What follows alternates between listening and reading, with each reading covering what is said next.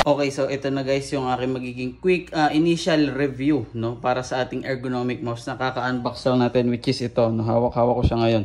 So akala ko magiging cons niya is wala siyang adjust ng DPI or yung parang sensitivity ba. Pero napag-alaman ko na itong button na to sa taas, siya yung adjust, no. So pag pinindot mo, bang, yan, mahina, di ba? Tapos pindot mo ulit, ayan, lumakas. Sa 3 levels yan. Ito yung pangatlo, yung pinaka-sensitive. So, yan yung magiging pinaka-gamit ko, I think.